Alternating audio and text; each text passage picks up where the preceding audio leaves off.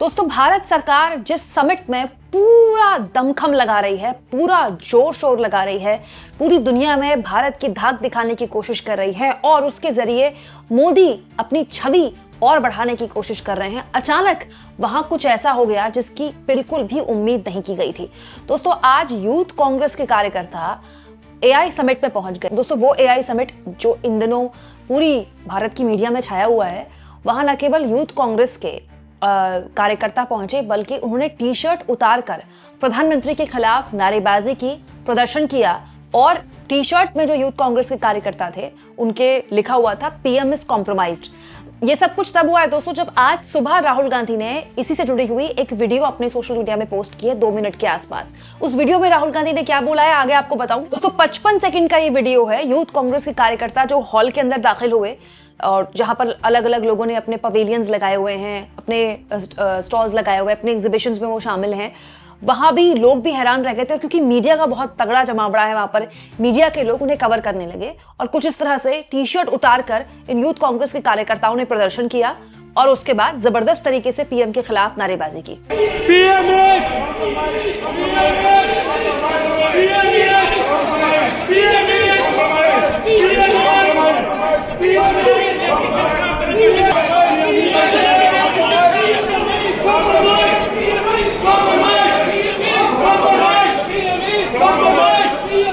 दोस्तों, इस वीडियो के सामने आने के बाद गंभीर सवाल भी बीजेपी ने खड़े कर दिए हैं कांग्रेस पार्टी पर, यह कहते हुए कि पूरी दुनिया एआई समिट पर भारत की तारीफ कर रही है, पूरा जो देश है वो एआई समिट को सफल बनाने में लगा हुआ है और यही वक्त मिला था कांग्रेस पार्टी को प्रदर्शन करने का, वो भी यही जगह मिली थी।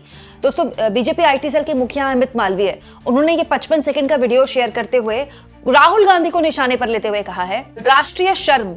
ऐसे समय में जब भारत एक प्रतिष्ठित वैश्विक एआई शिखर सम्मेलन की मेजबानी कर रहा है और तकनीक के क्षेत्र में अपने इनोवेशन और नेतृत्व का प्रदर्शन कर रहा है, कांग्रेस पार्टी ने गरिमा की जगह व्यवधान को चुना है। राहुल गांधी के नेतृत्व में कांग्रेस कार्यकर्ताओं ने शिखर सम्मेलन स्थल पर टॉपलेस होकर हंगामा किया, जो स्पष्ट रूप से भारत को विश्व मंच पर शर्मिंदा करने के उद्देश्य से किया गया है।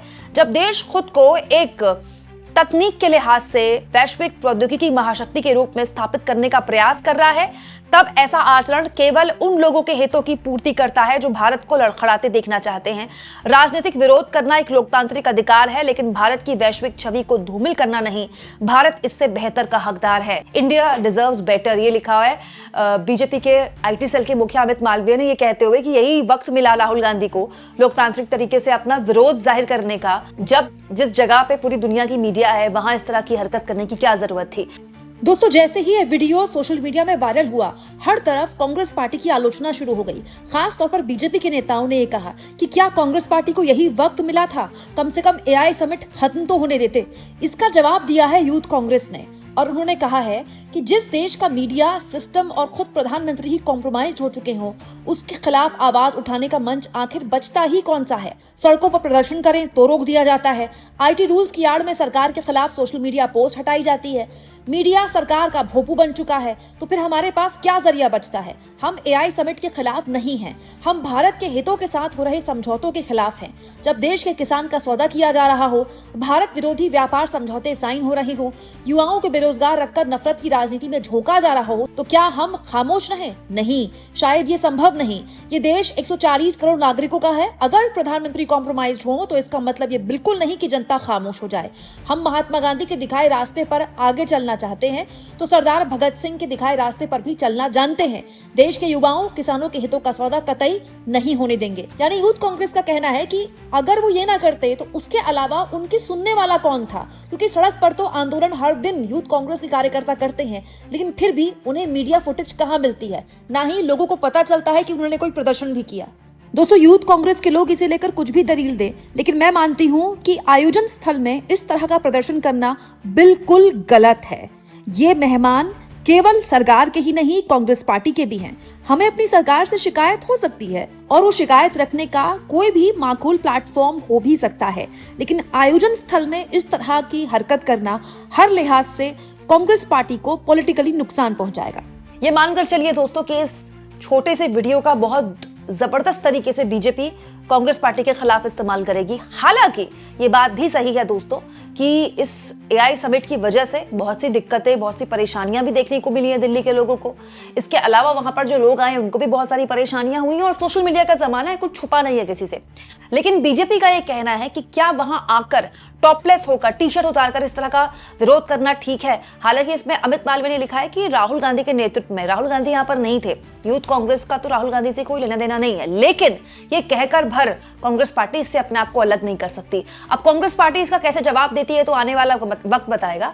लेकिन पीएम इज कॉम्प्रोमाइज, दरअसल ये पूरी लाइन जो है ये राहुल गांधी ने ही बोली थी दोस्तों संसद के अंदर, जब बजट भाषण के दौरान वो प्रधानमंत्री की ट्रेड डील को लेकर आलोचना कर रहे थे कि वो ट्रेड डील जो पूरे 1 साल से लगातार लंबित थी, अचानक से एक रात कैसे हो गई, क्योंकि प्रधानमंत्री जो हैं उन्होंने समझौता कर लिया है, पीएम इज कॉम्प्रोमाइज्ड। और उसके लिए उन्होंने अलग अलग वजह बताई कि कोई है, किसी ने पीएम को चोक कर रखा है और मोदी को राजनीतिक मुश्किल में डालने की राहुल गांधी ने कोशिश की थी। और आज सुबह बकायदा जब यूथ कांग्रेस के कार्यकर्ता इस तरह से टॉपलेस होकर प्रदर्शन कर रहे थे, उससे ठीक पहले राहुल गांधी ने अपने सोशल मीडिया एक्स पर 2 मिनट का वीडियो भी शेयर किया इसी बात को लेकर कि उन्होंने जो बात बोली थी संसद में वो ऐसे ही नहीं बोली थी। A lot of people have asked me why I used a jujitsu analogy in my parliament speech. And the reason I used the idea of grips and a choke is because these exist in the sport of jujitsu and it's how you control an opponent in jujitsu. But they also exist in the political realm. And in my experience of politics and what I've seen, political grips and political chokes are mostly hidden. The average person can't see them. And you have to look carefully to see where the choke is being applied, where the grips are placed. So that was the idea behind using this. It expressed very powerfully what our Prime Minister is going through. On one side, you have the Adani case, criminal case, where there is a case in the United States against Mr. Adani. On the other side, there is the Epstein scandal, 3 million files not released. We all know that Hardeep Puri is involved in the files. We know Mr. Anil Ambani is involved in the files. And we also know that the Prime Minister's name appears and the Prime Minister is most likely involved in the file. On the other side, there is China.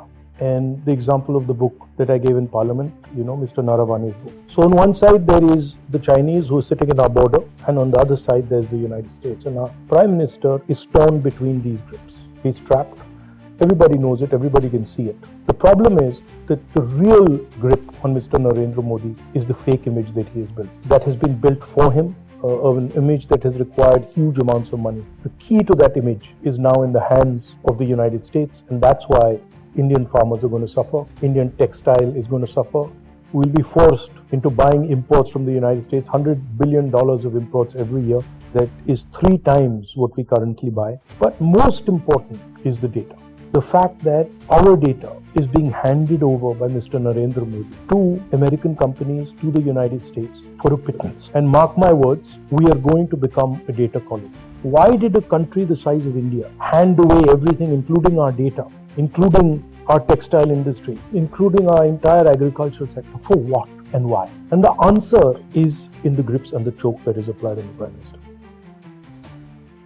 हालांकि दोस्तों इस AI summit पर बाकायदा कल Congress party ने press conference भी की थी, लेकिन समिट की दिक्कतों के अलावा कांग्रेस पार्टी इस प्रेस कॉन्फ्रेंस में एआई पर बात कर रही थी कि जो सरकार एआई कर रही है वो सरकार एआई वीडियो से इतना क्यों डरती है। सुप्रिया सुनीत जो कि पूरा जो कांग्रेस पार्टी का आईटी सेल है वो संभालती हैं, उनका कहना था कि हमारे आईटी सेल के लोगों को और हमारे आईटी सेल में काम करने वाले कर्मचारियों को नोटिस भेज दिया गया सिर्फ इसलिए कि हमने एआई की वीडियो बनाई। एआई तो तकनीक का इस्तेमाल करने जैसी चीजें, इसमें कानूनी कार्रवाई करने का क्या मतलब है। खुद पीएम एआई से इतना डरते हैं जबकि वो एआई की बात करते हैं।